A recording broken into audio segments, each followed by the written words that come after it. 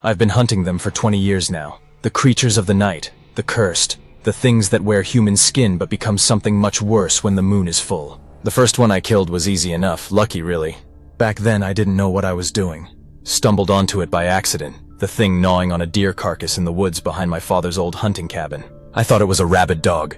It wasn't until I was up close, the stench of death heavy in the air, that I saw the blood-streaked muzzle, the gnarled yellowed teeth, the dead eyes that still somehow managed to reflect the moonlight. I killed it with my father's rifle. A single bullet to the head, pure dumb luck. But you don't rely on luck when you've been at this as long as I have. Not when you've tracked them through dark forests, through forgotten towns where people whisper of strange deaths and disappearances. Not when you've seen what they can do to a person, what they've done to me. The last one was supposed to be it. The final piece in the puzzle, the Alpha. I've been hunting his pack for years now, picking them off one by one. They were smart, smarter than the others. They moved from state to state, small towns, never staying in one place for long. Always left a trail of bodies, though. Brutal killings. No, slaughters. Families torn to pieces, children missing, limbs found scattered across the woods like discarded playthings. I was close, so close to putting an end to it all. I followed his scent to an old farmhouse on the outskirts of some forgotten town. No one lived there anymore. The windows boarded up, the paint peeling away like the skin of a corpse. But I knew the Alpha was inside. I could smell him, the musky, rotten odor that clung to the walls, seeping through the cracks. The last of his kind. I crept through the front door, rifle ready, each floorboard groaning under my weight. The house was dark. The only light a faint glow from the moon filtering through the gaps in the wood. The air was thick, suffocating, the silence pressing in on me like a heavy blanket. I could hear my own breathing, ragged and shallow. But there was something else too. A faint scratching sound like nails on wood. I followed it through the house, past overturned furniture and debris. The walls were lined with faded pictures, old family photos that looked like they belonged in another century. But as I got closer, I noticed something strange. The faces in the pictures were scratched out, gouged beyond recognition. All except for one. It was an old photo, yellowed with age. A man stood with a young boy, both smiling, arms around each other's shoulders. Something about the man seemed familiar, but I couldn't place it. My stomach churned as I turned away.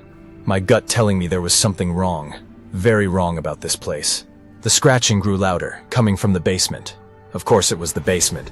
I pushed the door open slowly, the hinges creaking, and peered down the dark stairs. The smell hit me first, coppery, thick, overwhelming. Blood. I gripped the rifle tight, my knuckles white, and started down the steps. My heart pounded in my chest, each beat echoing in my ears. I was ready. I had to be. At the bottom, the stench was unbearable. The walls were damp, the air cold and heavy. And there, in the far corner, I saw him. The Alpha. He was crouched over something. A body, torn open, innards spilling out like a slaughtered animal. But that wasn't what stopped me in my tracks. It wasn't the gore, the blood that pooled on the floor beneath his feet. No, it was his face. The face that slowly lifted to meet mine. The face that had once belonged to someone I knew. I froze, the rifle trembling in my hands. The realization hit me like a punch to the gut, knocking the wind out of me. It was him. He was someone I'd buried a long time ago. Someone who had been part of my life before all of this. Before the hunting. Before the blood. And now here he was, transformed into the thing I'd spent my entire life trying to destroy. His eyes locked onto mine, human for a brief moment before they shifted back into something else, something monstrous. The growl that came from his throat wasn't human anymore. It was the growl of the beast. I had to kill him. I knew that. He was dangerous, a predator, and yet I couldn't pull the trigger. The floor creaked behind me. Something moved in the shadows. And then I felt it, hot breath on my neck. I spun around, heart hammering in my chest, but there was nothing there. Just the silence, thick and oppressive, pressing in on me. That's when I realized I wasn't alone. There were more of them. The pack wasn't dead. They'd been waiting. The breath on my neck vanished as quickly as it came, but my pulse still thundered in my ears. I swung the rifle around, eyes darting to every shadow in the basement. The dark corners seemed to breathe, like something was hiding just beyond my vision. Waiting. My grip tightened, sweat slicking my palms. I had no time to process the man. The thing, standing in front of me. The familiar face that was now warped into something grotesque, something wrong. The blood on the floor was pooling larger now, spreading out like some kind of disease. I forced myself to look back at him. He hadn't moved, still crouched over the mutilated corpse. But his eyes, they watched me, studied me even. There was intelligence in them, but not the kind that reassures you. It was cold, calculating like a predator sizing up its prey. The longer I stood there, frozen, the more I felt like I was being toyed with. A low, guttural growl echoed through the room, but it wasn't coming from the Alpha. The sound came from the stairwell. Slowly, I turned my head toward the basement door, eyes scanning the dark, every nerve in my body on edge. The door at the top of the stairs was still ajar, a sliver of moonlight cutting through the darkness. But something was wrong. It took a second for me to notice, but then I saw it. A hand, pale, too pale, gripping the edge of the doorframe. The fingers were long, too long, and the nails, black and cracked, scratched lightly against the wood. The growl grew louder, closer, and I backed up instinctively, my boots squelching in the blood-soaked ground. I aimed the rifle toward the door, finger poised on the trigger, ready to fire at whatever came through. The Alpha didn't flinch. He watched me still, that eerie calmness radiating from him as if he knew something I didn't. A shadow slipped down the stairs, quick, too quick to register. And then it was gone, swallowed by the blackness of the room. My heart pounded so hard I thought it might burst out of my chest. I swallowed hard, every instinct screaming at me to get out, but I knew leaving now was impossible. I had come too far. I couldn't let them live. The basement grew colder, the air thick and cloying, as if something unseen was crawling its way toward me. Then I heard it, the soft padding of feet, light but deliberate, circling me in the dark. I swung the rifle around, trying to pinpoint the noise, but there was nothing to see, just shadows creeping ever closer, hungry. "Come out!" I barked, voice hoarse. The rifle felt heavy in my hands, the weight of it more oppressive than it had ever been. My arms ached, but I held firm. I had to. That's when I saw her. She stepped out from the darkness just behind the Alpha. Her clothes were torn, her body covered in dirt and dried blood. Her eyes, sunken and hollow, locked onto mine. For a split second I thought she was another victim, another unlucky soul who had crossed paths with the pack.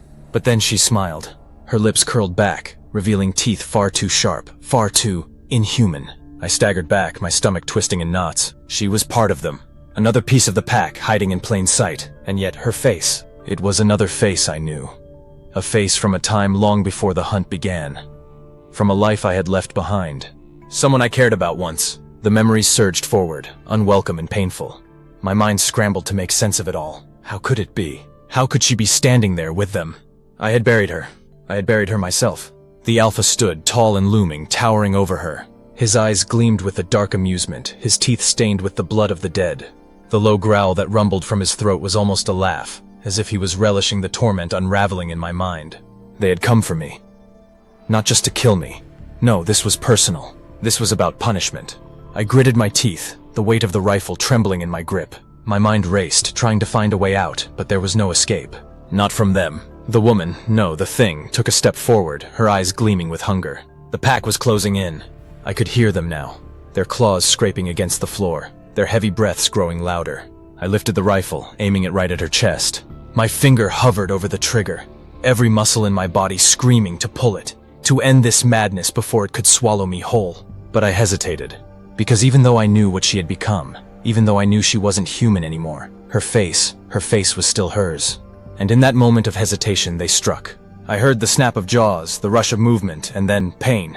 White-hot, searing pain tore through my side. I dropped the rifle, my hand instinctively flying to the wound, but it was too late. Blood poured from the gash, warm and slick beneath my fingers. The Alpha lunged at me, faster than I could react, knocking me to the ground. His claws dug into my shoulders, pinning me down, and his breath, rotten and foul, washed over my face. I struggled, tried to push him off, but his strength was monstrous, inhuman. And then, through the haze of pain and panic, I saw it. The thing that had been her, the thing wearing her face, leaned down, close enough that I could feel her breath on my skin. She whispered something, her voice soft and sweet, like it had been all those years ago. "You should have killed me when you had the chance." Then everything went black. I woke up to darkness, the kind of black that suffocates you, presses in on all sides, makes you question if your eyes are even open. For a moment, I wasn't sure if I was still alive. The pain in my side was sharp but distant, like it was happening to someone else. My limbs felt heavy, weighed down by something I couldn't see. I tried to move, but my body didn't respond. The air was thick, almost tangible, like it had weight. I could barely breathe, my lungs struggling with each shallow inhale. My mind raced, replaying the last thing I remembered. The Alpha's claws digging into my flesh, his eyes, those cold, dead eyes, boring into mine. And her face, her voice. "You should have killed me when you had the chance." The memory hit me like a punch to the gut. I wasn't dead. Not yet. I forced my eyes to focus, scanning the darkness for any signs of light, anything that could help me make sense of where I was. Slowly, my vision adjusted, revealing the faint outline of stone walls, damp and crumbling, closing in on me from all sides. I was in some kind of cellar, or a crypt. The smell of rot and decay clung to the air, thick and nauseating. I tried to sit up, but something held me down, my wrists bound. I glanced down, struggling to see in the dim light, and saw the thick ropes tying me to a chair. My legs were similarly secured, the rough fibers digging into my skin. I pulled against them, but they held firm, the knots expertly tied. Panic started to rise in my chest. I wasn't alone. A scraping sound echoed from somewhere behind me. Soft at first, but growing louder with each passing second. Something was moving, dragging itself across the stone floor. The hairs on the back of my neck stood up, my skin prickling with the sense of being watched. I strained against the ropes again, the rough fibers biting into my skin. My breath quickened, my heart hammering in my chest. I couldn't see what was behind me, but I could feel it. Something was coming closer. And then a voice. Low, raspy, barely more than a whisper, but unmistakable. "I told you, you should have killed me." My heart nearly stopped. That voice. Her voice. The one I'd heard in my nightmares for years, now back, real and far too close. I twisted my neck, trying to look over my shoulder, but the darkness swallowed everything. The scraping stopped, and for a moment the silence was deafening. My pulse pounded in my ears, the taste of iron on my tongue as I bit down, trying to stay calm.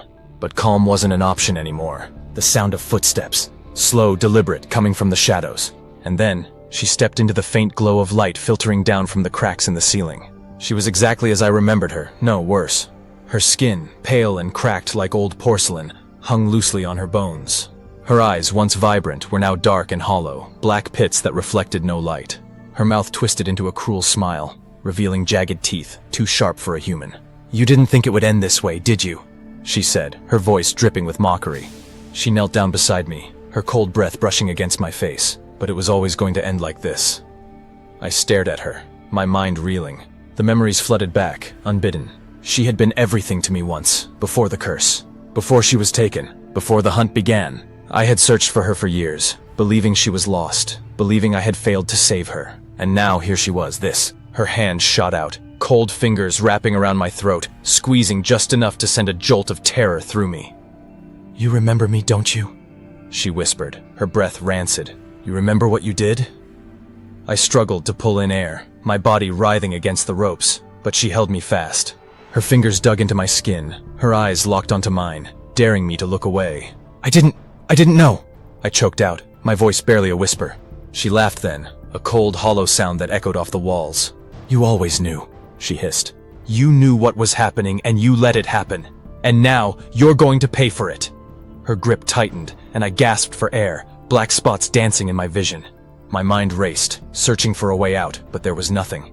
The cellar felt smaller, the walls pressing in closer, the darkness heavier. I had been in tight spots before, but nothing like this. This was death staring me in the face. But then, something changed. The pressure on my throat eased, and she leaned in closer, her eyes narrowing. "Do you hear that?" she asked, her voice suddenly tense. I froze, straining to listen. At first, there was nothing, just the sound of my own ragged breathing. But then, faintly from above, there was a noise. A soft creak like someone, or something, was moving upstairs. Her head snapped toward the ceiling, and for the first time since she appeared, I saw something flicker in her eyes. Fear. She stood abruptly, her posture stiff, her movements jerky and unnatural, like a puppet pulled by strings. "He's here," she whispered, her voice barely audible. My pulse quickened. "He?" Before I could ask, before I could even make sense of what she had said, the door to the cellar swung open with a thunderous crash, the wood splintering against the stone wall. A gust of cold air swept through the room, sending a chill down my spine. And then, stepping into the dim light, was the Alpha. But this time, something was different. His eyes gleamed in the darkness, not with the cold, calculated malice I had seen before, but with something more primal, more desperate. She backed away, her expression one of shock, maybe even terror. "No," she muttered, her voice trembling. "Not now, not yet." The Alpha's growl filled the room, low and guttural, vibrating in my chest. His claws flexed, sharp and deadly as he moved toward her, slowly, deliberately. I couldn't move. I could only watch as the two of them stared each other down, a tension so thick it suffocated the air between them. And then, with a speed that defied reason, he lunged. The last thing I saw was her face contorting in horror as his jaws closed around her throat. The sickening sound of bone and flesh tearing filling the room. And then darkness again. When I woke again, it wasn't to the oppressive darkness of the cellar or the damp, stinking air. It was daylight. soft, muted sunlight filtering through a cracked window. My body ached, the pain in my side flaring with every breath. But I was alive. That realization settled over me slowly, the memory of what had happened in the cellar crashing in like a wave. The Alpha, her face, the fight that had unfolded before me. I blinked, my vision adjusting, and realized I was no longer bound to the chair. The ropes that had cut into my wrists were gone, replaced by bandages wrapped tightly around my injuries. My side had been hastily tended to, but enough to stop the bleeding. I winced as I sat up, the dull ache in my muscles protesting the movement. I was in a different part of the farmhouse, a dusty old room lined with broken furniture and stacks of forgotten books. The scent of decay was still there, but faint, more like a lingering memory than the suffocating stench of death. For a moment, I wondered if I was dreaming. Everything felt too still, too quiet, as if the horrors of the night had been nothing more than a fevered hallucination. But then I saw him, the Alpha, standing by the doorway, his massive frame silhouetted against the pale morning light. He wasn't in his beast form anymore. The transformation had reversed, and he stood there as a man, his features weary, his eyes dark with a sadness that hadn't been there before. There was no sign of the violent creature that had torn through his pack, no hint of the predator that had haunted my nightmares for so long. For a long time, neither of us spoke. I stared at him, waiting for something, an attack maybe, or some kind of explanation. But he just stood there watching me, his expression unreadable. Finally, I broke the silence. "Why didn't you kill me?" My voice was hoarse, barely more than a whisper, but it was all I could manage. He didn't answer right away. Instead, he moved toward the window, his gaze distant, lost in thought. "I didn't come here to kill you," he said at last, his voice low, gravelly. "I came to end this." "End what?" I asked, confused, my mind still struggling to piece everything together. "You were hunting me. My pack is dead," he interrupted, his tone sharp but not angry, just resigned. "They've been dead for a long time. What you saw last night, it wasn't them. It was her. She twisted them, warped them into something else, just like she did to herself." The weight of his words sank in, the pieces of the puzzle falling into place. She hadn't just been one of the cursed, she had become something far worse, something unnatural, and she had been the one controlling the pack, manipulating them, and me, all along. "I loved her once," he continued, his voice softening, almost mournful, "before the curse, before any of this. But the thing you saw in the cellar, that wasn't her anymore. That's why I had to stop her." I let his words wash over me, the enormity of it all hitting me in waves. I had spent years chasing this pack, hunting them down one by one, only to find that the real enemy had been right in front of me all along. Not the Alpha, not the beasts I had killed, but her. "And now it's over?" I asked, the question hanging in the air like a fragile thread of hope. He nodded, his eyes meeting mine for the first time. "It's over." A strange sense of relief settled over me, heavy and comforting at the same time. The weight I had carried for so long, the endless pursuit, the blood and death, it was finally done. I didn't know how to feel. Part of me had been defined by this hunt, by the need to stop the monsters that had destroyed so many lives. And now, with the pack gone and the source of the curse dead, I was left with nothing but the quiet and the aftermath. The Alpha, no, the man, turned to leave, his movements slow, deliberate. But before he reached the door, he paused and looked back at me. "You were never supposed to be part of this," he said, his voice almost apologetic. "None of us were." And with that he was gone, disappearing into the morning light, leaving me alone in the dusty, forgotten room. I sat there for a long time, the events of the night replaying in my mind, trying to make sense of it all. But there was no sense to be found.